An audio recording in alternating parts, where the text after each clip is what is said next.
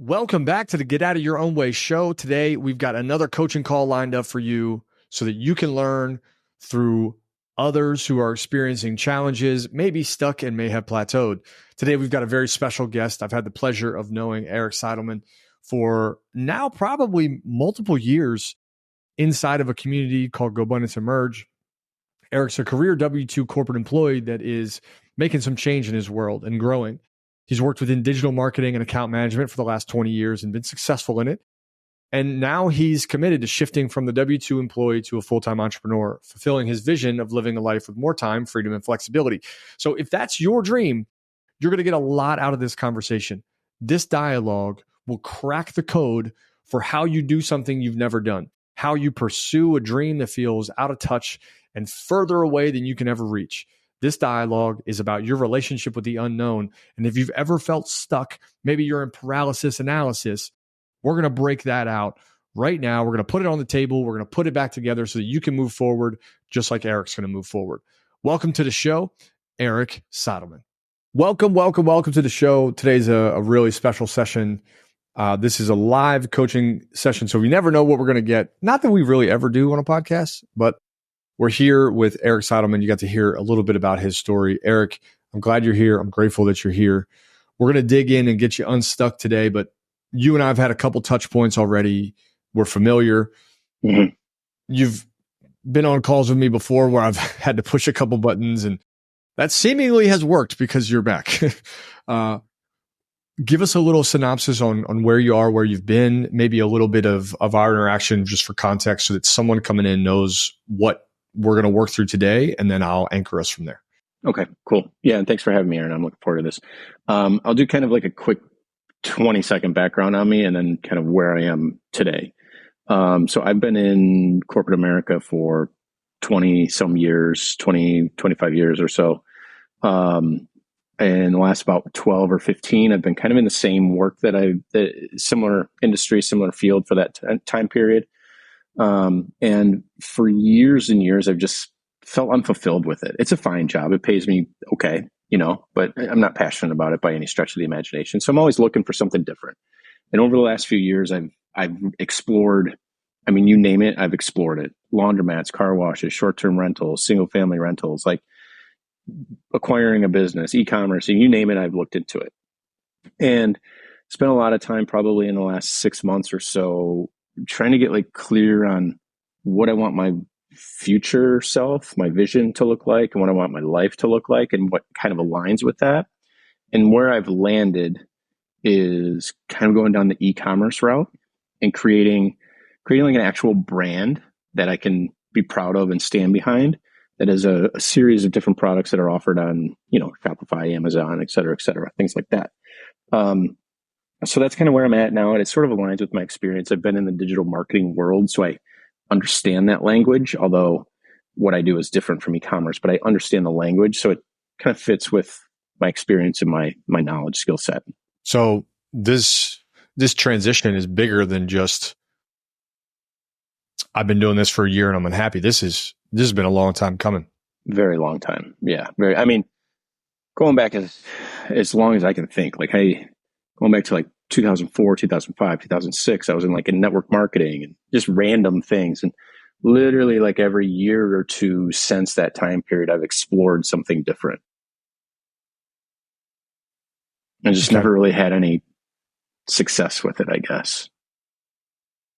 Yeah. And that naturally adds a bit of pressure to this, right? Where it's not for lack of desire, but there certainly is a lot of change on the line when you've been doing something, had safety, had reliability for so long. And this is a totally different contrast.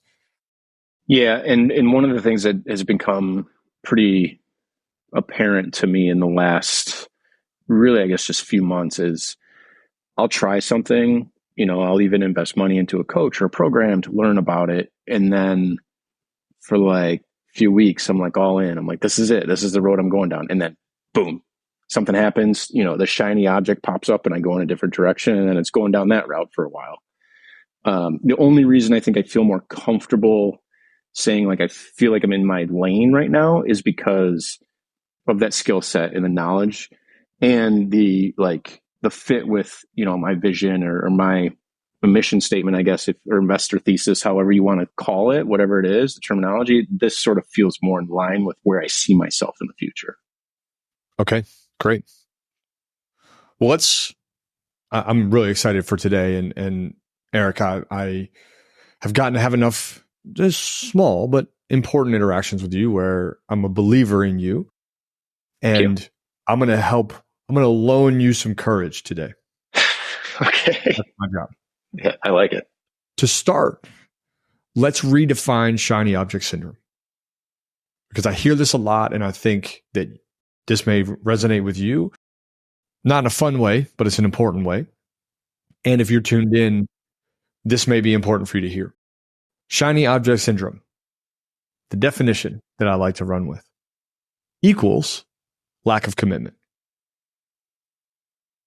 Now, that's an important anchoring for our conversation today, because we get very familiar with easier options when commitment, the demand for commitment goes up. And anytime you're starting a business, a venture, an idea, it's convenient for a degree of time before it's not. And then any other options that look more convenient become very attractive. Oh, it's an important anchoring.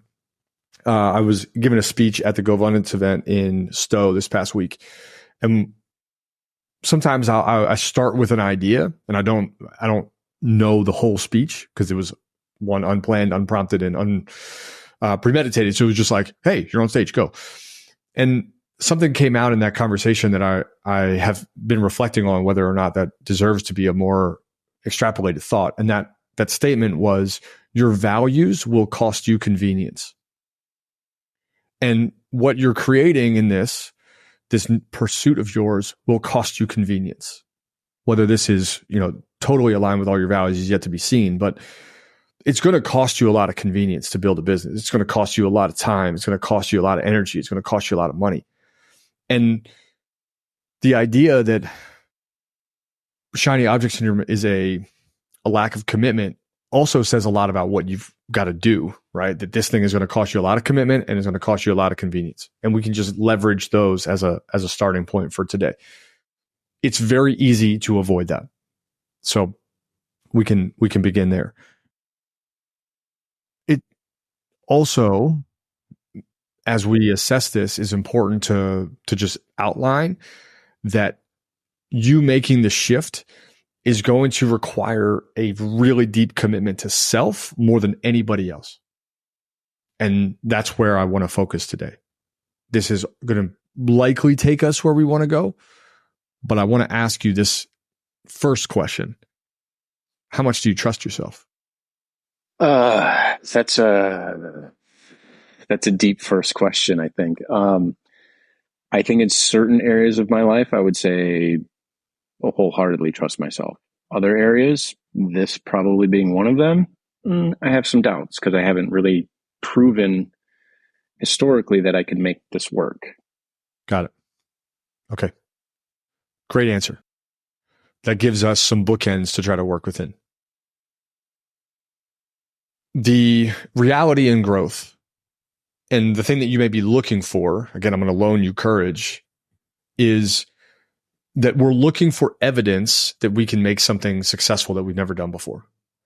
And the unfortunateness of that is we're looking for evidence to something that has no evidence, which means we're looking too microscopically. We're looking at details, not developmental plans. We're not looking at like blueprints that are similar. We're looking at like, are the bricks the same color? So there's probably not going to be enough evidence for you to overturn the lack of self-trust in an area that's unproven. It's just we all have a hard time doing this. I have a hard time doing this. I've snowboarded for years, but if you put me on skis, I'm probably going to feel like, oh man, can I trust myself on these skis to go the same speed? I clock almost 50 miles an hour on a snowboard in Stowe, but I would be hard pressed to go 50 miles an hour on skis, right? So I'm not going to be able to look for evidence around the skiing per se. Now, I can look at snowboarding, but if I try to draw the parallels really, really deep into the details, I'm going to fumble. Instead, I've got to zoom out a couple layers. So as an example with the skis and snowboard, what I'm looking at is there was a point that I couldn't snowboard. I remember that. I remember doing like the old falling leaf thing on the like bunny hill with an instructor. I can remember that. So there was a point where I could not snowboard, and I learned to snowboard, and now I can snowboard without thinking, and I can go fast without thinking.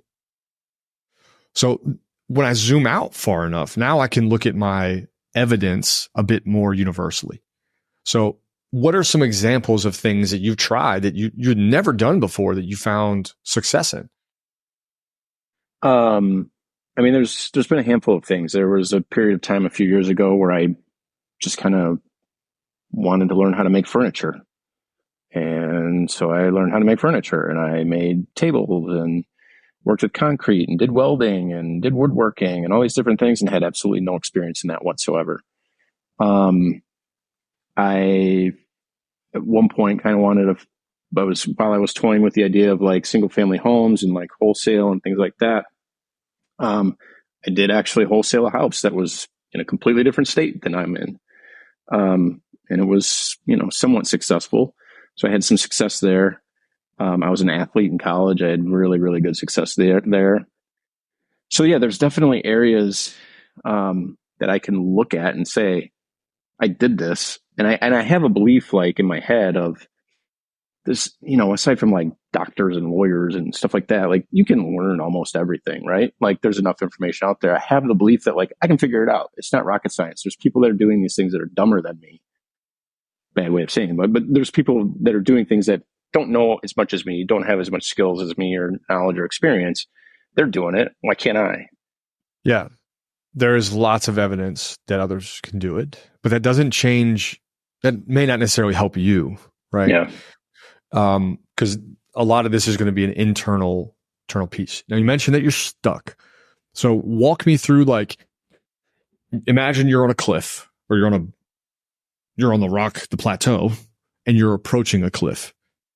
And the cliff is the end of this runway for you where you got to jump. You got to take that leap of faith. So walk me through what's happened up until that cliff jump and what's happening when you're like, okay, I'm going to back away from the edge. I think there's two things that I like, a wall or a cliff that I run into. One is when I think about starting an e-commerce type business like I'm talking about. And what I'm referring to is like creating a brand of products they would sell on Shopify, sell on Amazon, et cetera, that kind of thing. The two things that I run into is, number one, there's so many little pieces involved with it. It almost feels overwhelming. And then number two, well, it does feel overwhelming. And then number two is there is a deep-seated fear of, I'm going to spend a bunch of money on this and it's not going to work, and I'm going to waste all that and it's just going to go away. And to be totally frank, it's not like I have tons of money just laying around to waste. So that's where that fear comes from. Yeah. And that's a justifiable fear. I've got no issue with that being real for you. It is important that we figure out what that fear really is about and how to change it. That's the goal. So part of this might involve the venture into the unknown. So you don't know what's on the other side of the cliff. Is that right? I can hypothesize what it is, but for me personally, no, I don't know. And my guess is that hypothesis is largely negative, not positive. Yeah. Depends on what minute you ask me. Of course. Look, it's not abnormal, and I'm sure everyone that's listening can resonate. We're going to project the worst versus the best. We might have an idea of the best, but we're going to project the worst. But as this unfolds, you're jumping into an unknown, and that's really the root of the challenge. Is that there's a lot of variables. There's a lot of undefined. There's a lot of circumstantial. There's a lot of possible. There's not a lot of like, yep, this is definite. I got this. Mm-hmm. And as a result, this is going to test your relationship with the unknown. So let's first document what a big jump like this actually looks like. And I think in many ways, the visual might be helpful. I'm going to see if I can. I've never done this on a show before, but I think it would be helpful for you to see. And if you're tuned into the YouTube video, you can check it out. But if you're listening, I'll describe it visually. Let me see if I can actually do this. Okay. Let me find a blank pad. Okay, we're going to do screen share. So what I'm going to walk you through is essentially what the actual relationship with the unknown looks like in application. And the intention here, Eric, is that if we really look at what you think you want to know versus what you can know, there's a big gap. And that gap is where, if we begin to make change, we can create a lot of small progress. And once you have progress, you will build confidence. Once you have confidence, you'll have courage. So snowball. Yeah. I'll loan it to you in the middle. All right. So I'm going to pull this up, window, screen share. Okay. So this is my lovely, remarkable tablet. I love doing this. I should probably do this a lot more on calls. So we've got the unknown. That's the first place to start. Once we make a commitment to jump into the unknown, what I've drawn here is, if you're just listening, I've drawn a U with a circle. So this represents the unknown. And when we find the unknown, we only have one initial step. So we have our first step here. So I'll put a box around this one just to make it clean. I'll even draw the line straight. That didn't work. Okay, so we've got a box. If you're on audio, we've got a box that just says first step. So once we make this commitment to the first step into the unknown, so this might be buy the software, buy the products, whatever it is. What happens after step one? What happens after step one? Yeah, what's after step one? I mean, it's step two would be the next step in the process. So let's say, for example, probably step one would be, product and market research. Okay. So let's say identify a product where there is a need for it and it's going to solve a problem. Okay. There's demand for it. Okay. The next step from there would be identify manufacturer who could create that product or fulfill on that product. Okay, let's pause there. Okay. Okay, so again, if you're able to watch this on YouTube, you can see me taking notes. So we've got first step, product market research. You've got find the product. You've got understand the problem and demand.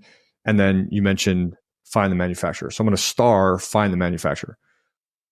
Here's the lie in change that most people refuse to talk about. It drives me insane. We like to think that you need the steps when you make big change. And in some ways, we have convinced ourselves that without the steps, it won't work. That's the real lie of omission. I think it feels comforting to know that, like, step one, I do this. Step two, I do this. Step three, I do this. Of course. And I'll give you a great illustration of why we have been taught and conditioned this. Let's say you buy like a Betty Crocker bake a cake box. What's step one on that box? Open the contents or something, like pour it into a bowl or something. I like that. I like it. There's usually one before all that. I don't know. Preheat the oven. Oh. Now, the reason that's important is that if you skip that step, it doesn't matter what you do the whole rest of the baking. Okay. Now, in a baking recipe, you have all the steps, and we're kind of conditioned that if you have all the steps, it will turn out proper. But that's for something that you've done before, or something that someone has perfected down into a science. What you are really doing is jumping into the unknown. So I'm going to complete this graph before. We've got the U with a circle that represents the unknown, and then I've got an arrow drawing the first step. After you complete the first step, where you actually end up is back in the unknown. So again, if you're not able to view this, what I've done is I've got a U in the upper left. In the lower right of this square, I've got first step.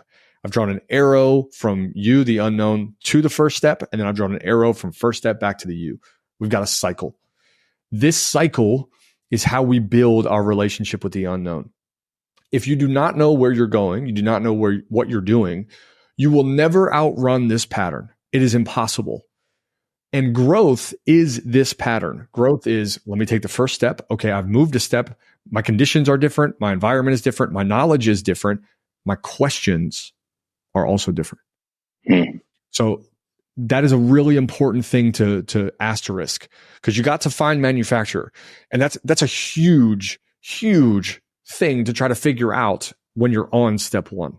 You actually can't figure out step one for that particular piece when you're still at find the product and understand the problem and demand. And if you think about what's happening, you're in what's called paralysis analysis. You've probably heard that before. We all have. But the problem with paralysis analysis is not the analysis part. It's that you've got too much information and not enough know-how, not enough skewing, not enough scanning for just the relevant information. You're looking for perfect information. This is about relevant information. And as a result, the cycle of the unknown is being broken. You're not going step one, like unknown, first step, back to the unknown. You're going unknown, find information, find information, find information, find information, find information, find information. So there isn't a first step. But in taking the first step, what you'll end up learning is enough to requalify, is the step two that I imagined even relevant anymore? How can I ask better questions to make step two a bit less risky?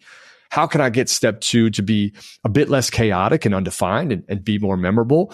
And once this cycle starts to really like loop itself around and you're here, what you'll find is that each of the steps that you take further qualifies the next step to be taken with self-trust. But as long as you have immobility, as long as there's not movement, it's very hard to build the trust with yourself. And instead, we look for information. Eric, you don't need information. You need to take the step and learn to trust yourself in the step taking. I can see how that would apply. So going back to your cycle of you have the unknown, you take an action, you get it, you learn something, basically. You go back to the unknown, you just learn something. So now I have new knowledge. I go back to the unknown for the next piece of knowledge that I'm going to get.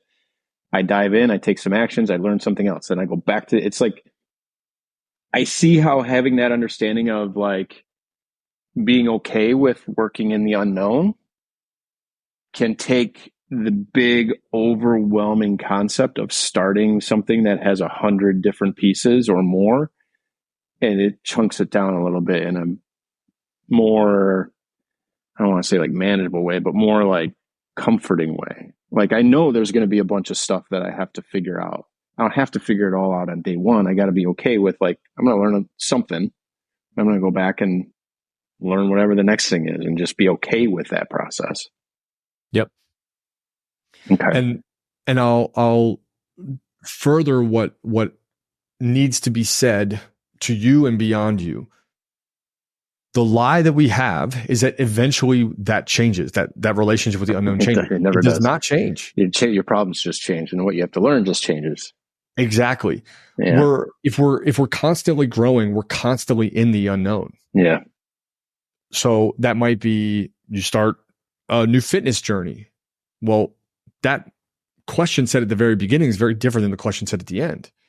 So the question said at the beginning might be, how do I lose 5 pounds?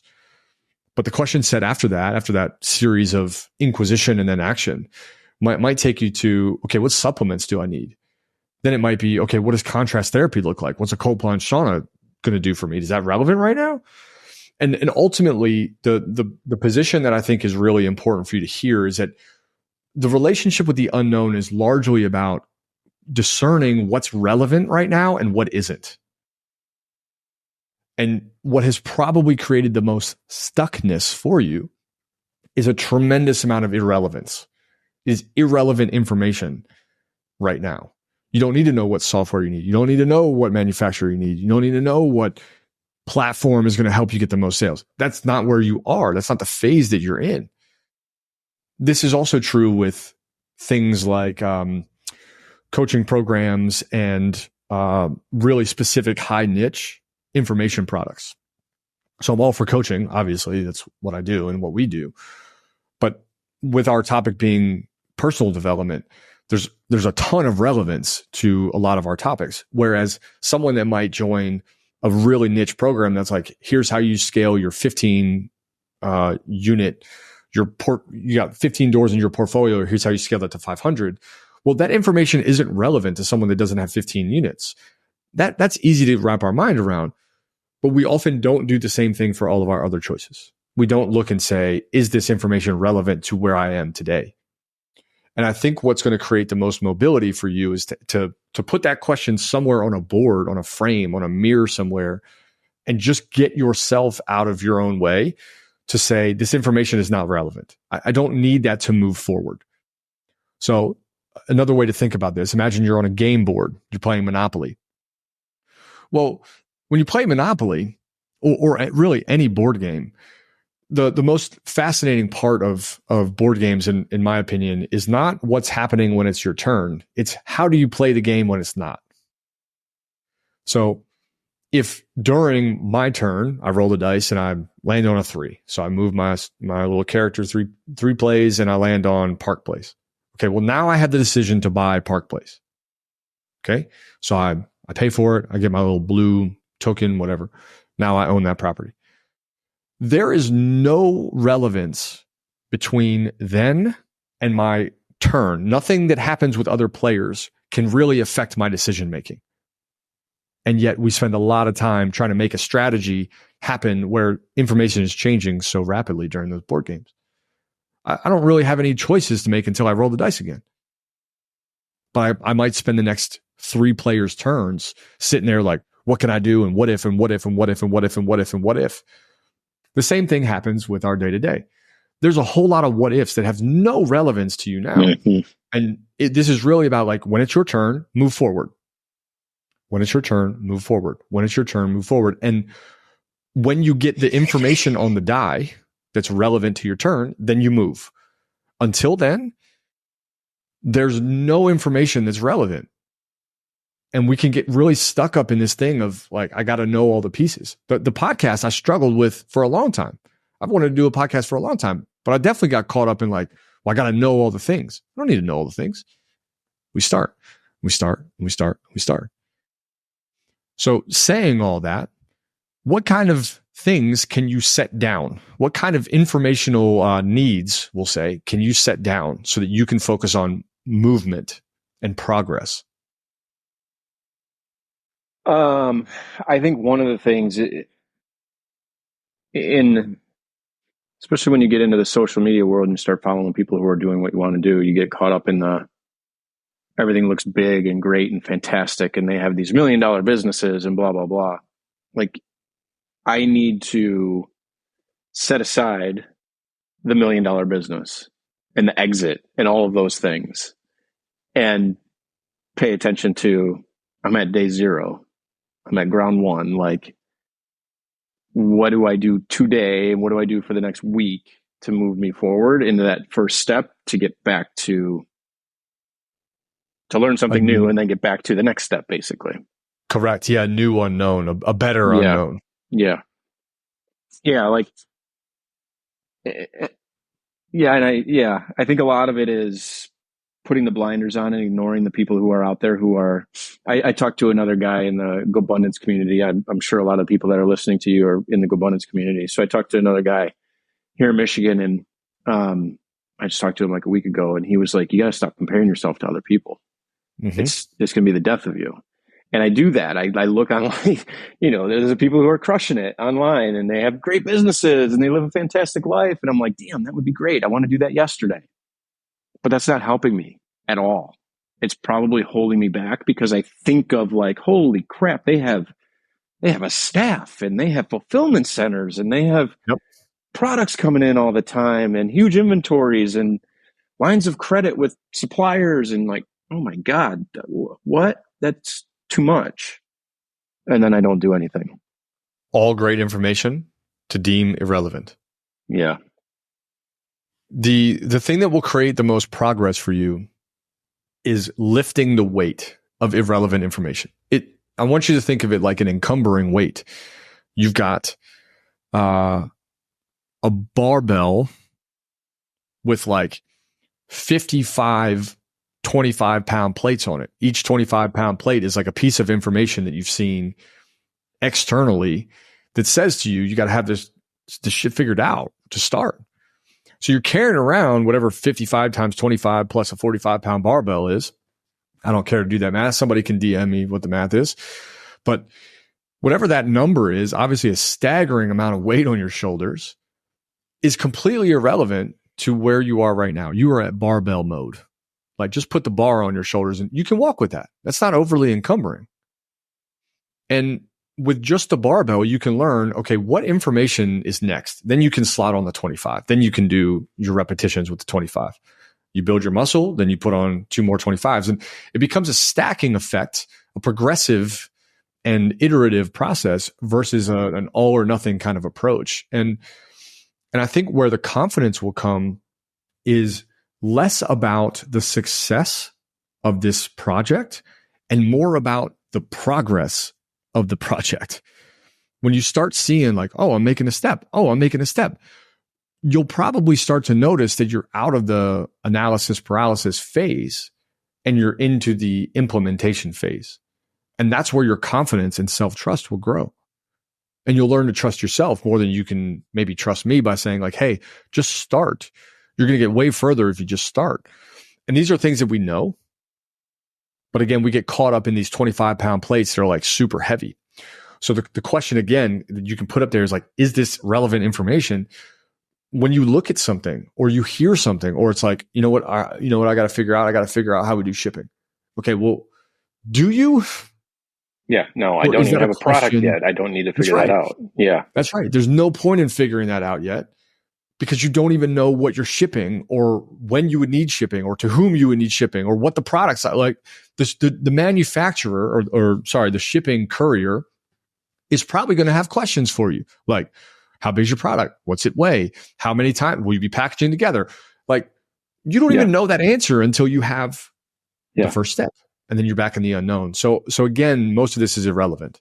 So this might get us off track. I don't know, but I'm going to ask anyways. How do you balance that with the idea of I should be thinking about my future self and have this vision for success that in my vision, I think 5 years from now, I've done X, Y, and Z, and I've had this successful business. I make this much money. My life looks like this.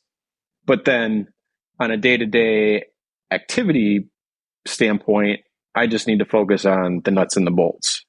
It's a great question and is very, very relevant to our conversation. You use that word again.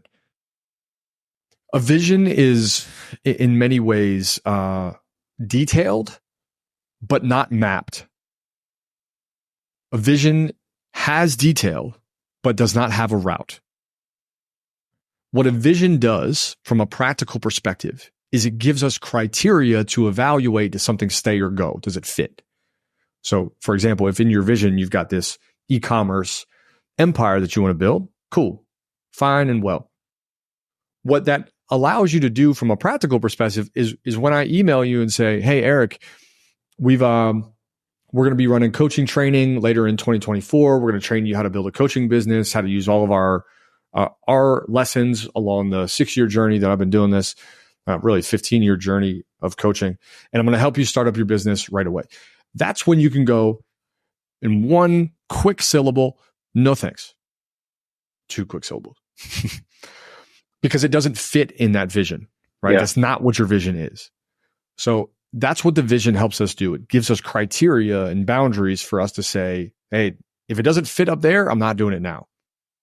That's what that helps us do. What kills a vision, though, is lack of progress. Yeah. And if we want to know the how to get there to somewhere we've never been and have never experienced, it is impossible to try to build the full roadmap there. we can maybe find waypoints. I think waypoints can be very helpful as we build a vision, but even still, it's going to be detailed without a how. It's not going to have complete clarity. When people say they want clarity, what they want clarity in is the vision. Clarity in a vision creates criteria. Criteria helps us self-select. And we can arbitrage our energy a lot more effectively by being focused on one thing or the things in the vision versus everything. That's what the vision does. So you don't have to get rid of the vision. I would say the vision is actually important. But where we do get hung up on that is like, well, if I had this vision, I need to know all the steps. Nah, the distance between the vision and where you are is covered in unknowns. It's radically built on unknowns, and you can't even ask a level 3 question until you're done level 2. So I think again we're back to the same sort of thing of like, if someone says, hey, I want to join a program where you learn how to take 15 doors into 500, but you don't have 15 doors, it doesn't matter, right? If someone says, hey, I want to learn how to bench press 400 pounds, the first question is like, okay, what can you bench today? And if the answer is, I don't know, then you know exactly where you should not be asking about 400 pounds. You should be asking, where can I learn how to bench press at all? How do I get to 200? So each of these things are progressive in nature. And what you could do is you could read Atomic Habits. It's a great book on that. You could read The Compound Effect. You could read The One Thing. They have similar themes to help you get identified with what this looks like. Mm-hmm. But in practicality, what we're looking at is how can we create evidence that you are moving? Because once you are moving, you will gather momentum, and then it will be harder to stop you than it will be to start. And confidence. Yes. But, okay. Well, let's talk about confidence really quick then. Confidence is simply a relationship between your expectations and your skill set, your competency. It's just a dynamic between those two things. What may be happening is because you've got so much information, your expectations are way out of whack. Like, I'm going to have this up and running in 6 months. Well, how do you even know? Because you've never done it before. There's no context by which you make that expectation. And then if your expectation and your competency, your skill levels are like level 0, but your expectation is level 100, like you're walking around with a like laser beam and bullet, bullseye, there it is, on your chest, just waiting to get fired at. So this idea of like unknown first step is also a tool to help you level set the expectations that you have that might be bananas. Like the expectations are also about all this information that's irrelevant. If I get all the here's what probably is happening. If I get all the information, then I'll have a better outcome. I won't fail. I'll have more likelihood of success. I'm de-risking. And the reality is you're actually magnifying your risk because you're not moving forward. So the risk just keeps going up and up and up versus down and down and down. Eventually, you can get to the phase where it's like, okay, we need to find a shipping courier. Okay, now how do I de-risk that situation? What information is relevant to this particular problem that allows me to de-risk? Because you'll constantly be updating half of this stuff anyway. Yeah, there's definitely a feeling of I need to have all of this stuff figured out so that I do it right and I'm successful. Yeah. Well, I'll tell you what success is. Because that's not what success is. Success is the perpetual motion forward towards a big vision. That's what success is, at least to me. Interesting. Okay. Okay. Because you're not going to get it right. There's no way you get it all right. Dude, there have been people who have done this like for decades and don't get it right. See, then that leads me into my other fear of like not getting it right in this context is losing money. Which might happen. And you'll have to trust yourself in that situation just as much as you might have to trust yourself in success. You could have a $50,000 month. You profit 50 grand and all of a sudden you got new problems. You could have a negative 10K month and all of a sudden you got new problems. They're both the unknown. You're still in the unknown either way. And there's just as much unknown in like, okay, I've invested in something and it failed, as there is unknown and I've invested in something and it's booming. What do I do now? So that might mean it's true. Maybe you have a landslide month. And it's like, okay, what do I invest in now? Because do I put it back in the business? I've kind of got enough going there. It seems to be going well. Well, I need to invest in something else. I need to do something that's going to offset my taxes. I need to do something that's going to give me a bit of an asset play, or give me a bit of leverageable, more dynamic infrastructure in the business. Okay, well, now it's time to figure that out. You might say, well, okay, we're down 10K. This is new. Do we have the wrong platform? Do we have the wrong system? Do we have the wrong marketing? What's going wrong? I've never been here before. I've never lost this before. And just by talking that out, you can probably see that all of these situations are deduced down into the unknown. There are circumstances and experiences that you don't have a familiarity with, so they're gonna lean towards like fear because they're just unknown. But we're in the relationship with the unknown building, where you will get better at navigating the unknown as you navigate the unknown. It will become less scary. Makes sense.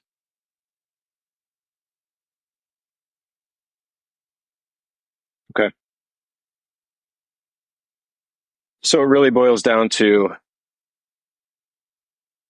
taking steps and being comfortable with not knowing what's coming next, but consistently taking those steps. Yeah, I want to give you more empowering language, because taking steps and not knowing what's coming next sounds terrifying. It does, yeah. Like, I'm afraid of it's that. Like, shit, why am I doing that? Yeah, well, it sounds like you're walking into like a dark room, and out of nowhere there's just like a jack in the box that's going to pop out and punch you right in the chin. Like, yeah, that just it doesn't sound great, right? So instead, I think what you're looking to establish for yourself is, can I move forward regardless of the outcome? Can I just move forward regardless of the outcome? Can I move forward regardless of the outcome? Can I move forward regardless of the outcome?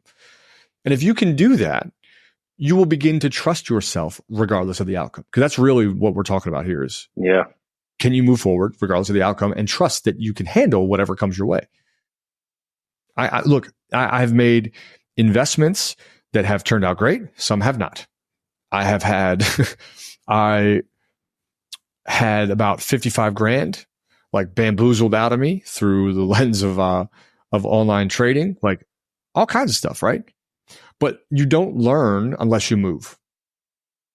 Movement is growth in a lot of ways. And by just reframing it as, I'm going to move forward regardless of the outcome, what you're training yourself to do is not focus on the outcome, to just move forward. So what I have spent a lot of time thinking about, meditating on, this is a big part of our coaching too, is like, what are the inputs that are going to get you what you want? Anyone can tell me what the results are, the outcomes that they want. What are the inputs that are going to get you there? And then can you focus on those? So if the input is, can I take a baby step today? Just one, can I make one baby step today?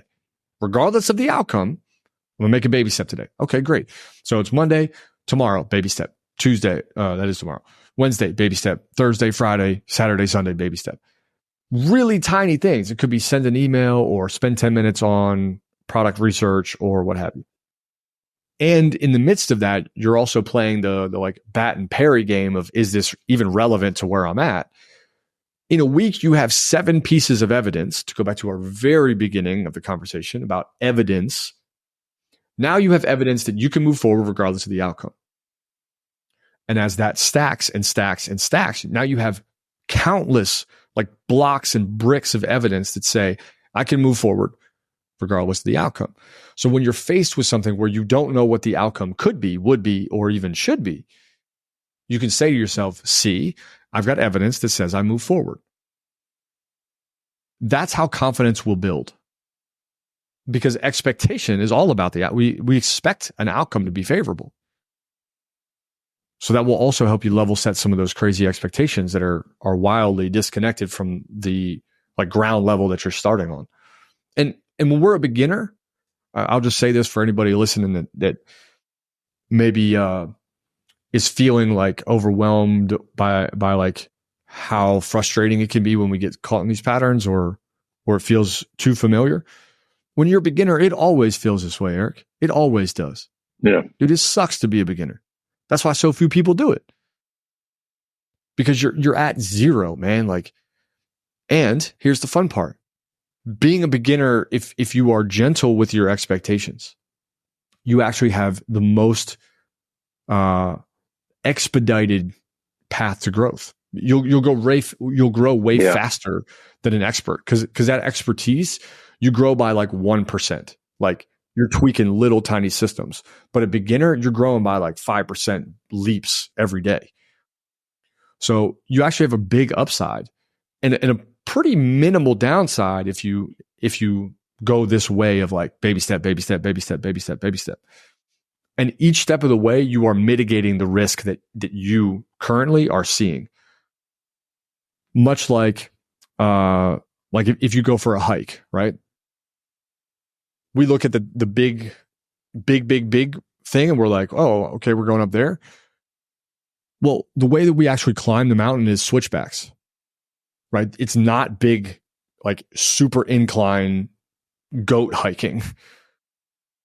It's really tiny human hiking that's like, oh, I can handle an incline that's 30 degrees, but not many hikers can handle a 75-degree incline. Like that's basically rock climbing. It's a totally different thing. That's not a hike. So we're mitigating our risks step by step by step. So the path is again just that step unknown, step unknown, step unknown. This is helpful. I think it makes everything seem a little more realistic and achievable. Yeah. And you are capable of this. Yeah. The way that you described, like this is why I had to stop you at find manufacturer. Like, whoa, pause. So imagine me just whenever you're getting to that phase where you're like, but I gotta figure this out. I gotta do this. Like, just imagine me being like, whoa, man, hey, pause. Yeah. Pause. You're way out in front of the cart here, or the horse, or whatever goes first. Way too far out. Come back in. Let's just go, what's relevant right now? What step can I make right now? Yeah. And just call it that. Yeah. Okay. This is good.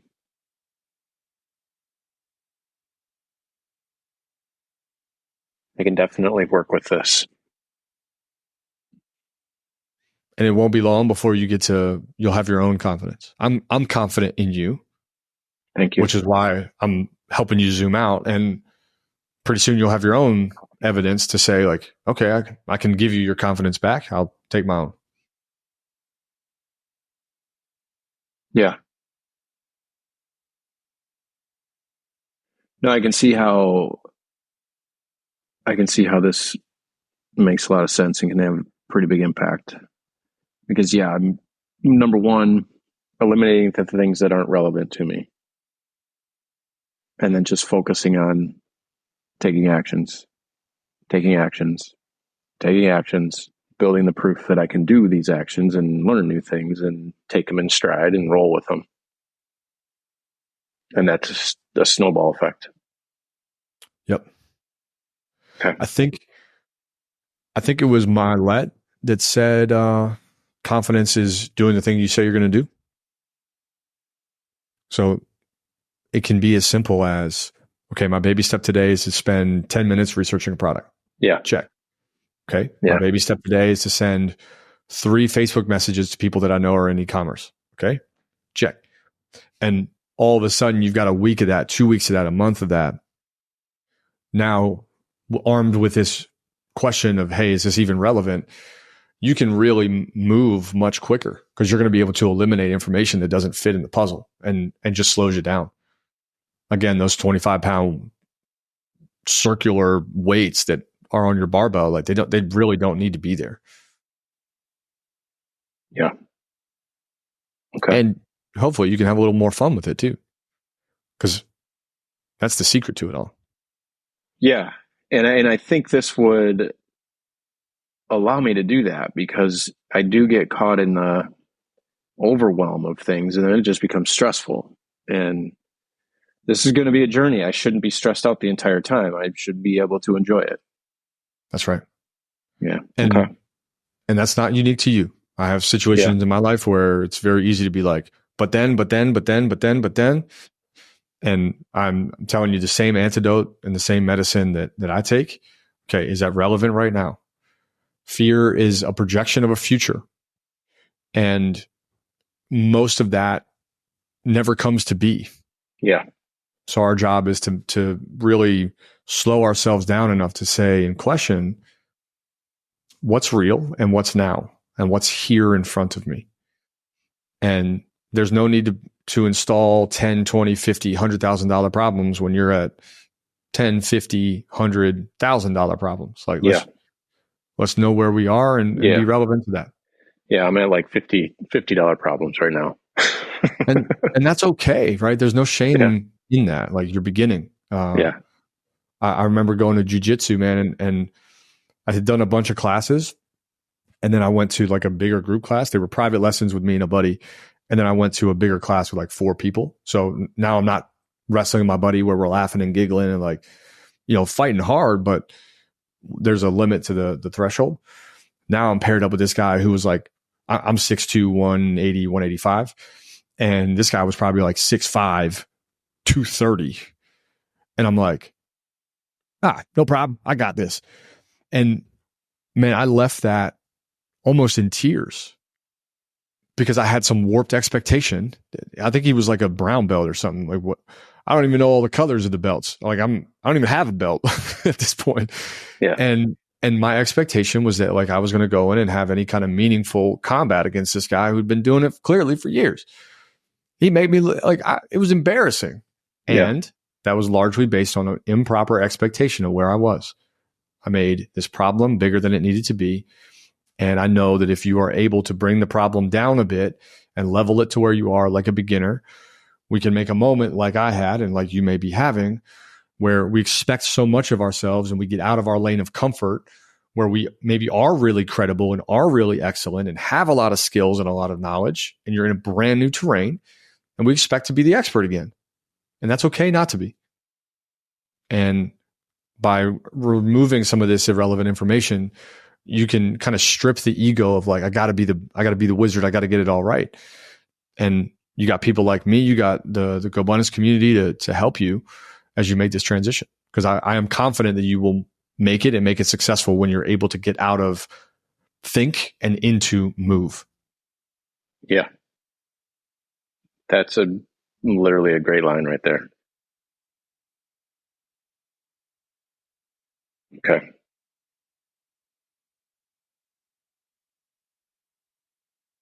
I appreciate it, man. This is super helpful. I'm happy to do it.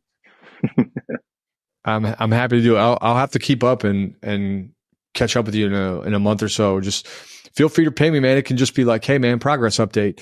Yeah. Here's where I'm at. I wouldn't say I rely on those, but I really enjoy just a quick snippet and update if you have the moments to do it. That's why I do this. I will absolutely do that. And hey, maybe in a year we do a follow-up podcast and see where I'm at. That'd be really cool. That would be really special, man. Let's anchor that in now. Yeah. February 2025. A check-in. That would be really great. Yeah. I imagine you could have a lot of progress by then. I hope so. Yes. Yeah. All right. Okay. Well, if this conversation resonates with you, leave a review, send a message to Eric. Eric, where can they find you if they want to reach out? Probably Instagram's the best option, just at Eric Seidelman. And I assume you'll have the spelling on here somewhere. I will. Yeah. Just spell out your last name so they know. Yeah. It's ERIC and then S as in Sam, EIDELMAN. Cool. I'd be happy to connect with people. Yeah. And his story, maybe you want to learn about e-commerce. Maybe you want to go on the journey with him. Send Eric a note. If you want to learn more about our retreats, our coaching programs, if you want to come on and do a live coaching session with me, check out my Instagram, just my name, Aaron Velke. Send me a note. I would love to have you on. I appreciate, Eric, you being here and being so open. I'm sure a lot of people have learned something from your share today. And as a reminder to you and anyone listening, we get out of our own way when we move more than we think. So, Eric, I'm excited to see where you go. I appreciate you being here and being so open. We'll see you on the next show. Thank you for tuning in, and remember to get out of your own way. I'll see you guys next time.